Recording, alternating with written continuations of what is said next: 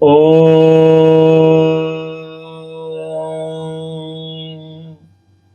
सहना भवतु सहनौ भुनक्तु सह वीर्यं करवावहै तेजस्विनावधीतमस्तु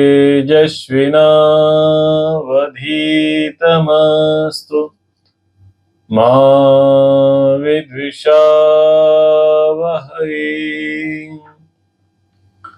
ॐ शान्ति शान्ति शान्तिः। स्वस्ति नो मिमितामश्विना भगः स्वस्ति देवदितिर्नर्वणाः स्वस्ति पूषा असुरो दधातु नः स्वस्ति द्यावा पृथिवी सुचेतुना। विशुद्ध मनुस्मृति के अंतर्गत प्रथम अध्याय का पाठ चल रहा है। वर्ण व्यवस्था के प्रसंग में ब्राह्मण वर्ण पर संक्षिप्तः चर्चा पूर्व की कक्षा में हो चुकी थी। अब क्षत्रिय वर्णस्थ विषय को लिया जाएगा। यज्ञ कराने के लिए, संस्कार कराने के लिए महर्षि मनु जी ने किसको स्वीकृति दी है? ब्राह्मण को। ब्राह्मण को नियुक्त किया है। वर्तमान में कुछ संस्थाओं के द्वारा इस कर्मकांड को स्वच्छंद रूप से कराए जाने लग गया है। बहुत सारे लोग हैं जो ब्राह्मण की योग्यता वाले नहीं हैं, ब्राह्मण कुल में भी जन्मे नहीं हैं और ब्राह्मण वर्ण की शिक्षा दीक्षा भी प्राप्त नहीं है। उनका व्यवसाय कुछ और है, उनकी शिक्षा दीक्षा कुछ और है, लेकिन वो कर्मकांड भी कराने लग जाते हैं, संस्कार कराने के लिए भी चले जाते हैं। मनुस्मृति की आज्ञा के विरुद्ध कर्म है यह। कर्मकांड वही करावे जो इसके लिए नियुक्त है, जिसने उस प्रकार की शिक्षा दीक्षा ली है और जिसका केवल मात्र यही कर्म है, कोई दूसरे कर्म नहीं है, जिसकी जीविका का एकमात्र साधन ही यही है, वही व्यक्ति कर्मकांड करावे। लेकिन क्या देखा जाता है, ऑफिस से फ्री होकर के आए, लंच टाइम था या ड्यूटी ऑफ थी या हाफ डे ले लिया और उस दिन जाकर के कर्मकांड कराने चले गए। सोमवार से लेकर के शनिवार तक नौकरी धंधा व्यापार किया और छुट्टी के दिन कर्मकांड कराने चले गए। ये ठीक नहीं है। कई संस्थाओं में लोग अधिकारी बन जाते हैं, कोषाध्यक्ष बन जाते हैं, मंत्री बन जाते हैं, प्रधान बन जाते हैं और पौरोहित्य कर्म करने लग जाते हैं। ये भी ठीक नहीं है, क्योंकि आप उसके लिए नियुक्त नहीं है। ये संविधान के विरुद्ध है। या तो आप सारे कार्य छोड़ करके इसी कार्य में, इसी क्षेत्र में लग जाओ तो ठीक है। दूसरा ये है, आपातकाल स्वीकारा जा सकता है, आपात धर्म, कि आपके क्षेत्र में कोई पुरोहित नहीं है, संस्कार कराने वाला कोई विद्वान नहीं है और किसी के यहाँ संस्कार, कर्मकांड, प्रवचन आदि होना है और उपलब्ध नहीं है, तो वहां पर आपात धर्म के लिए, आपात धर्म को ध्यान में रखते हुए आप वहां पर जाकर के उनका कोई संस्कार, कुछ कर्मकांड करा आओ। लेकिन हर संस्कार फिर भी नहीं करा सकते।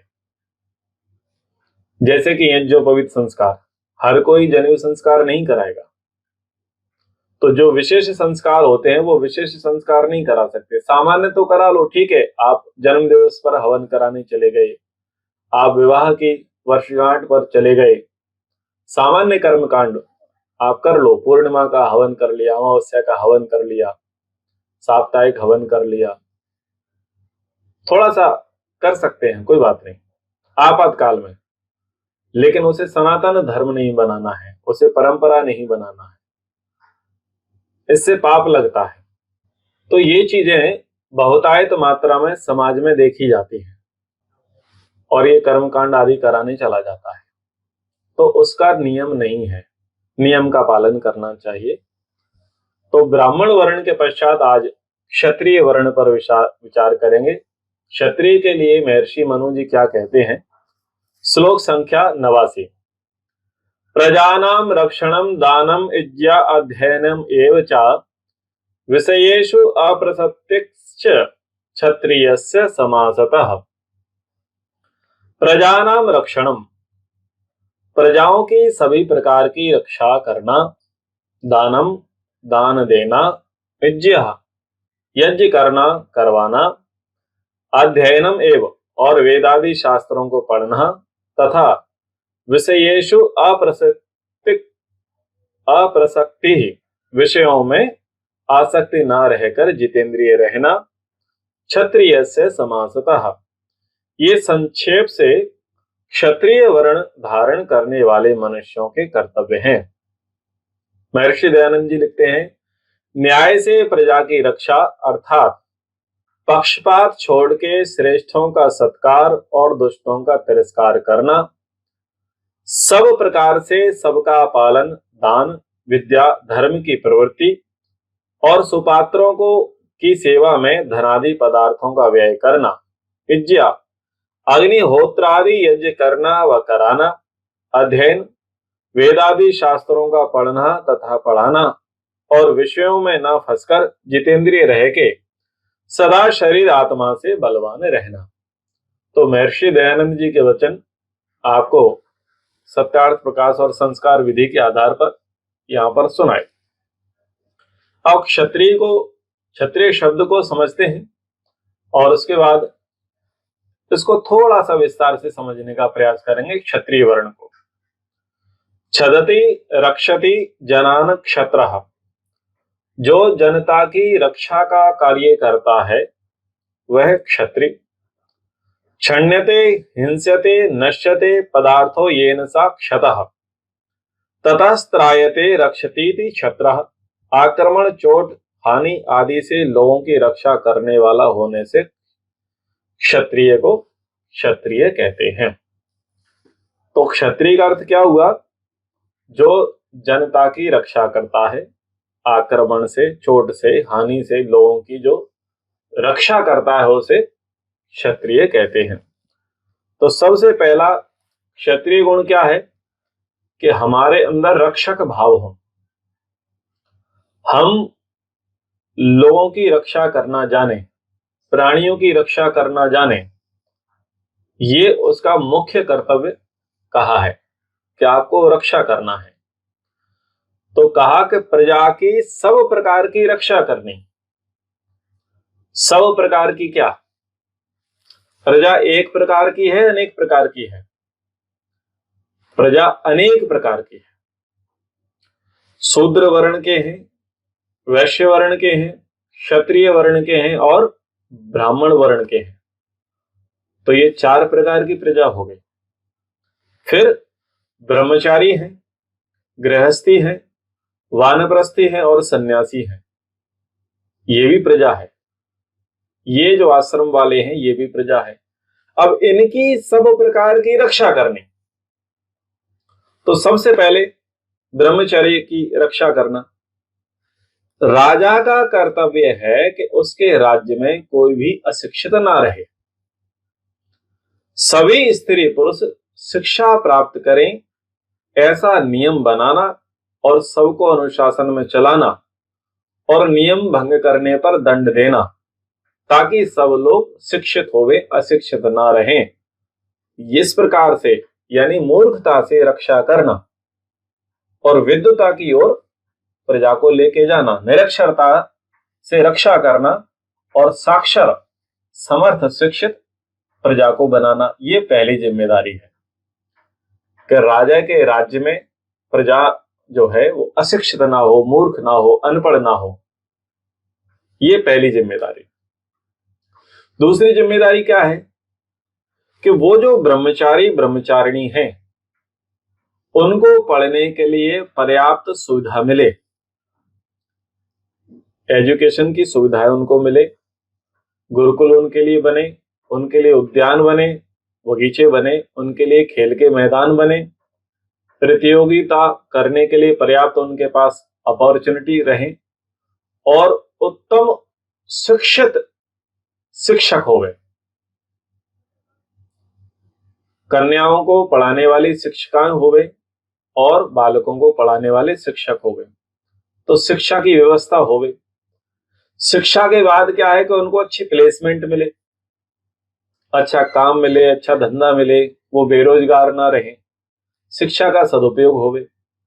और क्या हो गए, जो ब्रह्मचारी ब्रह्मचारिणी हैं वह किसी भी प्रकार के कुसंग व्यसन में ना फंसे, देश में ऐसा वातावरण ना पैदा हो जिससे उनके ब्रह्मचर्य का नाश हो।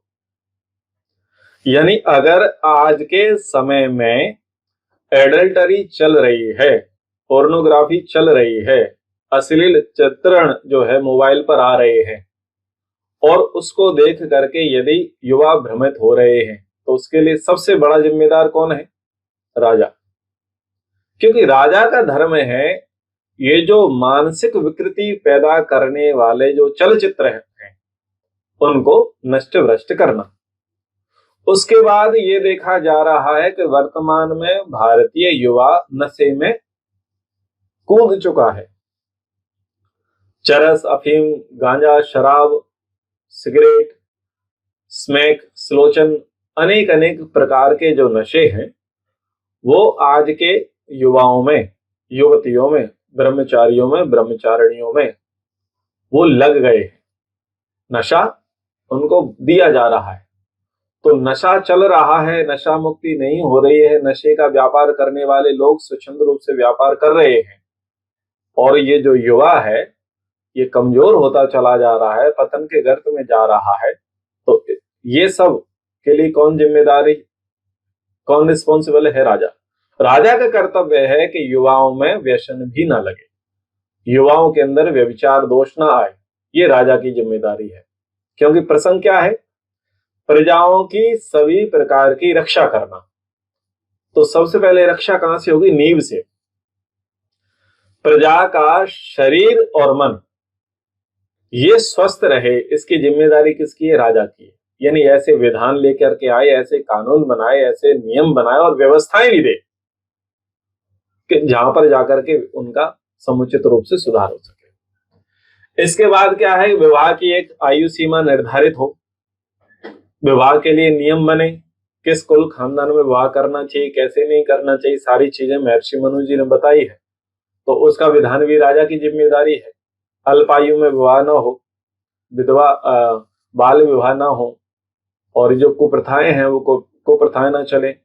और विवाह के बाद जो है पति पत्नी में मतभेद ना हो, उनमें सामंजस्य बना रहे और उनको सामंजस्य बने रहने के लिए सरकार पर्याप्त योजनाएं, कानून, नियम आदि लागू करते रहे ताकि गृहस्थ में आकर के गृहस्थियों का जीवन ठीक रहे, बिगड़े नहीं, उनमें भी अवसाद, डिप्रेशन की स्थिति ना हो, लड़ाई झगड़े, घरेलू हिंसा और अनेक अनेक प्रकार की चीजें उनके भीतर भी ना व्यापें और गृहस्थियों का सब प्रकार से विकास हो, उन्नति को प्राप्त करें। तो ये भी प्रजा की रक्षा के अंतर्गत आएगा। इसके बाद आती है वानप्रस्थ की, यानी एक नियम बना देवे कि आपकी निर्धारित आयु ये है और इस आयु में जाकर के आपको रिटायर्ड होना है। तो गवर्नमेंट सेक्टर में तो 60-62 वर्ष कर दिया है कि चलो आप रिटायर्ड हो जाएं, पर वो रिटायर्ड सभी को होना चाहिए।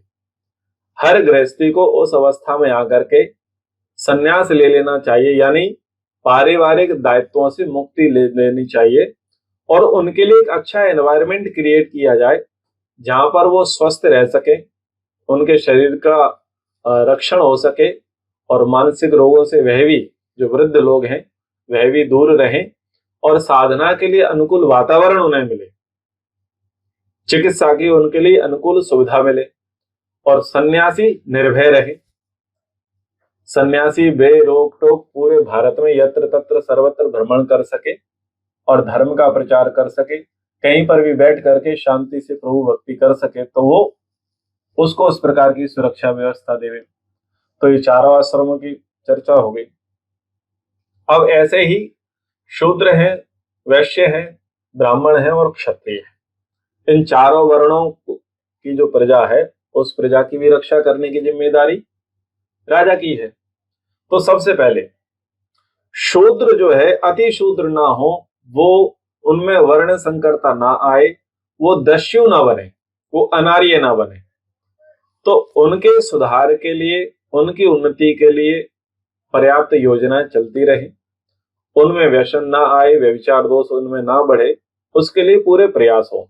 यानी गरीब कल्याण योजनाएं उनको, उनके लिए पर्याप्त बनी रहे, उनके लिए आगे बढ़ने के साधन राजा के द्वारा दिए जाएं। जो वैश्य वर्ग है वो उन्नति प्रगति खूब करे, उसके व्यापार धंधे बढ़े, ऐसी कुछ योजनाएं बनाए, क्योंकि ऐसा करने से क्या होगा, राज्य चलता है, राष्ट्र चलता है। वैश्य वर्ग दौड़ता है तो राष्ट्र चलता है। तो भारत क्या है, कृषि प्रधान देश है। तो जो कृषक हैं, किसान हैं, वो आत्महत्या ना करें, वो दुखी ना रहें, वो कर्जे में ना रहें और वो उन्नति प्रगति करें। हमारे भारत में सर्वाधिक कैंसर अब आ गया है और कैंसर का कारण है पेस्टिसाइड, केमिकल युक्त खेती। तो ये केमिकल रहित खेती हो, जैविक खेती हो, गौ कृषि आधारित खेती हो, ये जिम्मेदारी किसकी है? ये राजा की जिम्मेदारी है। क्षत्रिय जो हैं वो धर्म का पालन करें, अपने धर्म में स्थिर रहें और रक्षा का कार्य करें, पक्षपाती ना होवे। और फिर है ब्राह्मण। ब्राह्मण जो है शूद्रत्व को प्राप्त ना हो, वर्ण से च्युत ना हो, वो अपने कर्तव्य कर्म को निष्ठा पूर्वक करते रहें। उनको विद्या अध्ययन के लिए, उनके लिए गुरुकुल, गौशाला, यज्ञशाला, जो भी उनके लिए सुविधा अपेक्षित है वो उन्हें यथोचित मिलती रहे और वो अध्ययन का प्रचार प्रसार का कार्य करते रहें, ताकि समाज का बौद्धिक विकास हो। तो इसको कहेंगे प्रजा की सभी प्रकार की रक्षा करना, आंतरिक रूप से और बाहरी रूप से।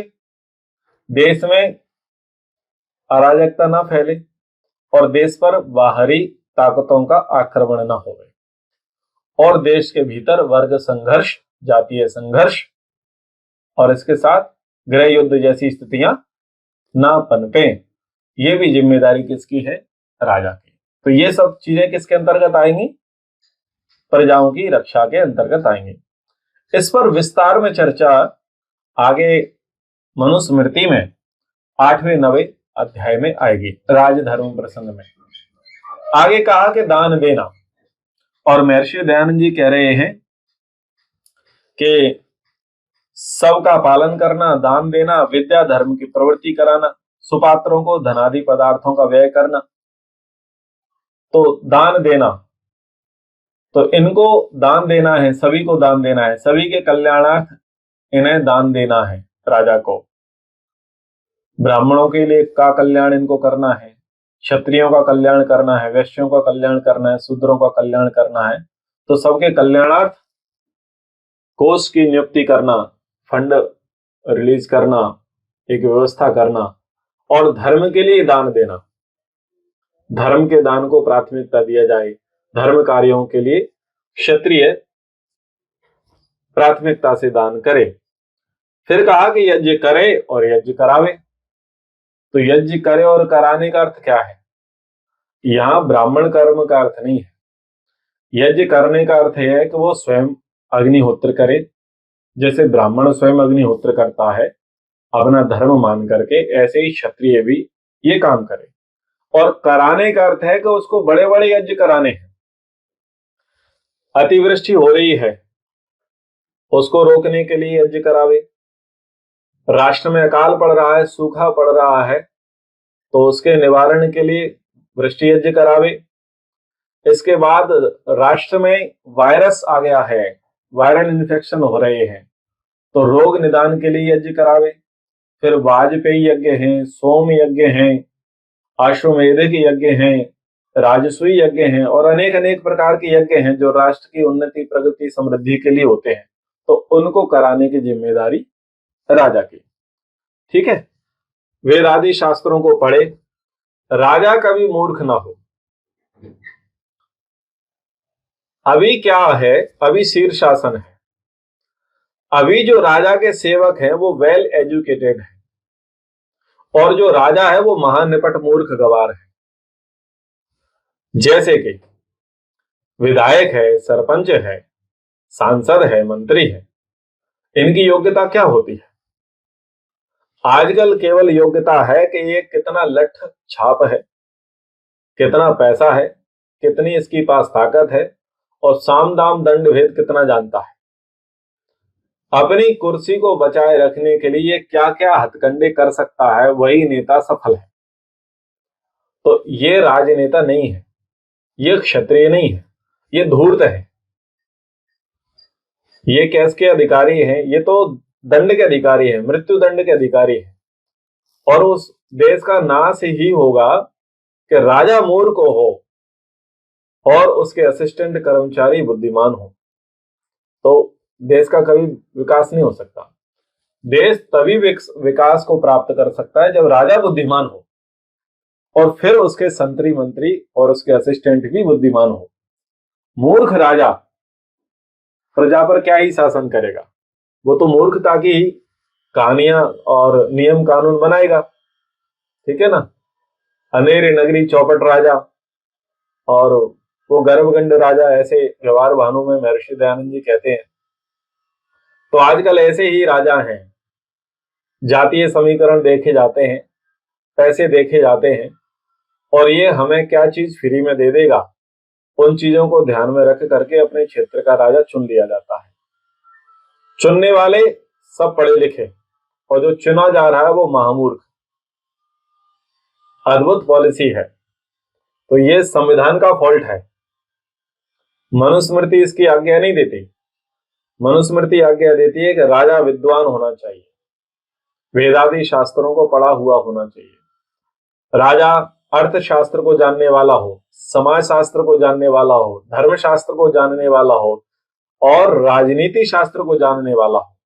पर्याप्त योग्यताएं उसके पास हो, राजा के पास अच्छे अमात्य हो, अच्छे महामंत्री हो जो निपुण हो अपने अपने क्षेत्र में, तो वो बहुत सारी योग्यताएं भी महर्षि मनु जी ने लिखी है। तो वेद आदि शास्त्रों को पढ़े।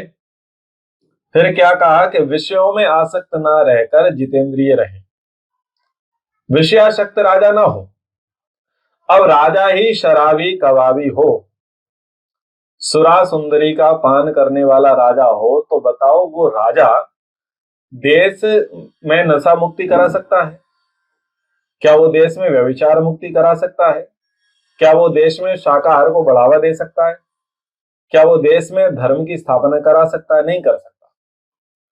जब हमारे विधायक, सांसद, मंत्री, प्रधानमंत्री, राष्ट्रपति आदि आदि जो भी संतरी से लेकर के मंत्री, बड़े से बड़े पद वाले हैं, अगर वो स्वयं शराबी होंगे तो क्या वे शराब मुक्ति का आदेश कर सकते हैं?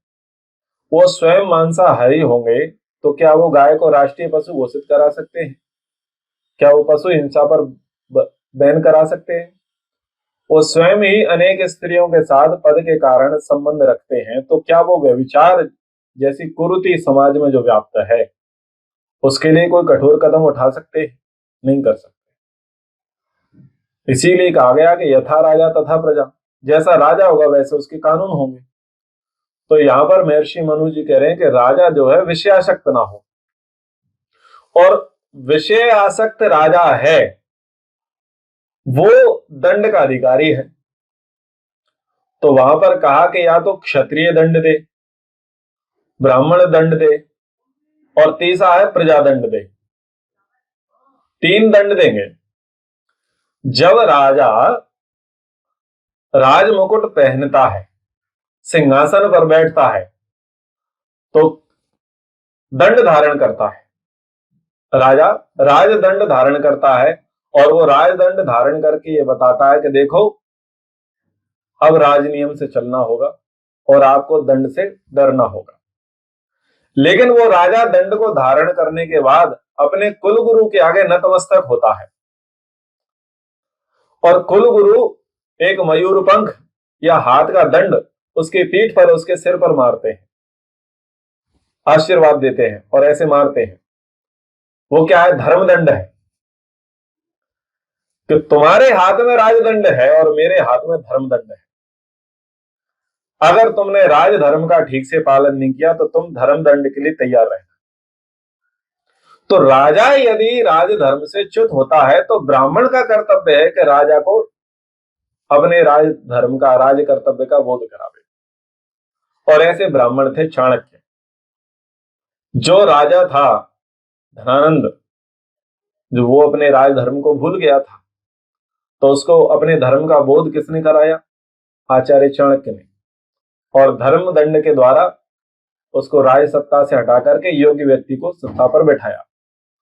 इस धर्मदंड को धारण करने वाले मर्यादा पुरुषोत्तम श्री रामचंद्र जी थे और इस धर्मदंड को धारण करने वाले योगीराज श्री कृष्णचंद्र थे। ये थे तो भले ही राजपुरुष, पर इन्होंने धर्म ध्वजा हाथ में रखी थी। जिस जिस जनपद में, जिस जिस राज्य में, जिस जिस राष्ट्र में, जिस जिस देश में राजा विषयासक्त था, उस देश के राजा को दंडित किया गया और योग्य व्यक्ति को पदासीन किया गया। तो ये नियम है कि या तो ब्राह्मण जो है सत्ता पर नियंत्रण करे, अथवा कोई योग्य क्षत्रिय निकल करके आए और विषयासक्त राजाओं को सबक सिखाए और योग्य को बनावे। और तीसरा है प्रजा। अगर कोई ऐसा क्षत्रिय निकल करके नहीं आता, ऐसा कोई ब्राह्मण निकल करके नहीं आता जो राजा को राजधर्म का बोध ना करा सके, तो फिर प्रजा का कर्तव्य है कि वो एक स्वर में खड़ी हो जाए और तख्ता पलट कर दे, यानी उस राजा को दंड दिलाने का काम करे। तो ये नियम है। इन नियमों से चलेंगे तो सबको डर रहेगा, और अगर बिना डरे कोई शासन करेगा तो बताओ वो मनमानी अवश्य ही करेगा। आज क्या है, वोट दे दिया, राजा बन गए, 5 साल की फुर्सत हो गई, अब तो मौज है, 4.5 वर्ष तक आनंद लेंगे, फिर आखिरी के 6 महीने में लीपापोती करेंगे, हिसाब किताब कराएंगे। बस सरकार सोचती है चलो भाई, अब तो ये प्रजा सोचती है ये तो व्यक्ति बेकार है, चलो अब इसे बदल देते हैं। अरे अब बदल करके क्या करोगे? 5 वर्ष आपके बहुमूल्य 5 वर्ष वो बर्बाद कर चुका। जो देश का जो उत्थान होना था, प्रगति होनी थी, राष्ट्र की उन्नति होनी थी, धर्म का उत्थान होना था, वो सब रुक गया, अथवा तो उसके कारण से वो अवनति को प्राप्त हुआ है। और आपने केवल इतने में संतुष्ट कर लिया कि चलो अगली बार इसे बना देंगे। तो ये व्यवस्थाएं भी ठीक नहीं है। एक नियम होना चाहिए संविधान में कि यदि वोटर किसी नेता को चुनता है और यदि वो नेता ठीक से काम नहीं करता तो वोट बैंक होना चाहिए, वोट वापसी होनी चाहिए। यानी कि हमने तुमको चुना था, तुमको समय अवधि दी थी, उस समय अवधि में तुमने काम नहीं किया, अब हम सब तुम्हें जो है पद से बहिष्कृत करते हैं। तो ऐसा भी कुछ नियम संविधान में होना चाहिए, डर होना चाहिए कि ये जो वोटर है, ये जो जनता है, अगर हमने इनके लिए जो वादे किए, इनके समाज कल्याण के लिए जो कार्य किए, अगर उस पर हम खरे नहीं उतरेंगे तो हम 5 वर्ष तो छोड़ो, 5 महीने भी पद पर नहीं रह पाएंगे। तो डर रहेगा तो वो भी राजा भी काम करेगा। तो महर्षि मनु जी कहते हैं दंडम धर्मम विदुर्बुधा। दंड जो है धर्म है, इसी को सब विद्वानों ने कहा है। दंड सबके ऊपर नाचेगा, सब काम करेंगे, और किसी को अगर भय नहीं होगा तो कोई काम नहीं करेगा। तो अभी कुछ संक्षेप में यहाँ पर क्षत्रिय वर्णस्थ विषय पर विचार किया, आगे फिर और विचार करेंगे। समय के अनुसार कक्षा को यहाँ पर विराम करते हैं। एक बार ओम का उच्चारण। ओ